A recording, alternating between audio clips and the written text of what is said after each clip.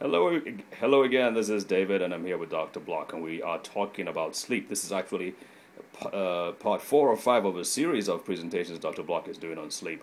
And in this segment, we'll be talking about regular medications that your MD or DO would prescribe for you, and we're going to go through the common ones, the side effects, and what you can do to help minimize these side effects so that they don't affect you adversely.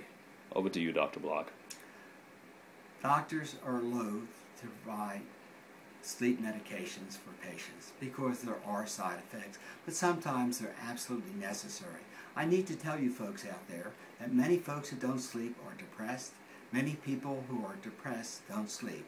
And I'm not sure which comes first, the cart or the horse. So when someone has a problem sleeping, I always discuss the possibility of depression. And it's not unusual for me to use an antidepressant that has sleep-producing abilities. One of which is amitriptyline. Another which is my favorite, is trazodone. Trazodone not only ensures a good night's sleep, but also is an antidepressant that has very little adverse effects.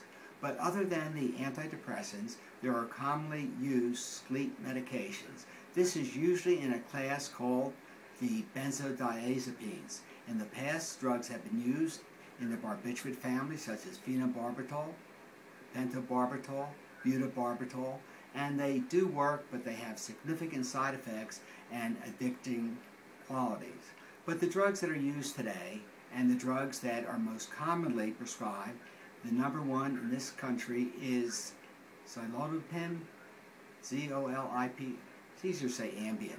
Ambien has been available for 20 years. It's now available generically, 5 and 10 milligram size. And also there is a sustained Ambien, which comes, I believe, in 6.25 and 12.5 milligrams. And in general, it works a little bit better, costs a lot more. The other, which is Lunesta, and I believe it comes in 1, 2, and 3 milligrams, works very similar to the Ambien. It is in this class of drugs called a benzodiazepine. And in some states, such as ours here in Oklahoma, every time a doctor prescribes this drug, they make a check mark after his name in the state capitol and after the patient's name and the pharmacy, so we can keep track of this so-called drug of abuse. Is it abusive? Well, not really, but it is slightly addictive. Whether it's addictive because the person has to take more and more, whether it's addictive because if one takes it for a long time and stops, there's a rebound of not sleeping, or is it addictive because just people like to have a good night's sleep. If they don't have it, they don't sleep well. But one of the problems that we realize is a type of somnambulance, that is walking in their sleep. Well, if they just walked in sleep and didn't get hurt, that's one thing.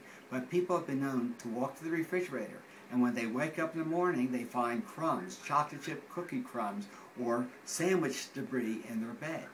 Recently, it's been found out that people go more than that. They go shopping, and they buy a lot of things, and they wake up in the morning, and they have all these things in their home. They paid for it. They drove to the store, and all this is done automatically. Automatism is called. This happens rarely, but it definitely does happen.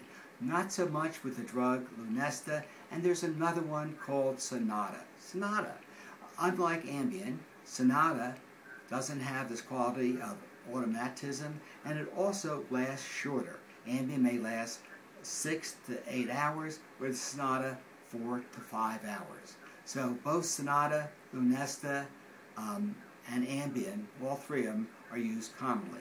And then there's some old-timers that have worked decades ago and they're still around. Dalmane, that has built up in people's bodies and their side effects, and we tend not to use that.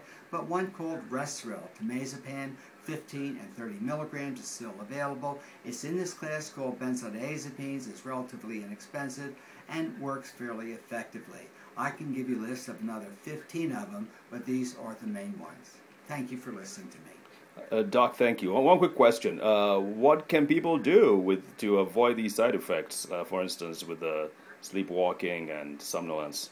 not to take it. I know of no way to prevent it other than switching the drug. So when the doctor finds out about it, and by the way, sometimes a patient may go on for several weeks before they discover it. The spouse may say, you know, in the icebox, that can of ice cream, this package of ice cream was missing. Who ate it? The patient doesn't know. And then the wife says, you know, I found a spoon under the bed. I found the box in the trash can. Are you sure you didn't eat it? And the patient really can't remember eating it. Thank you, Doc.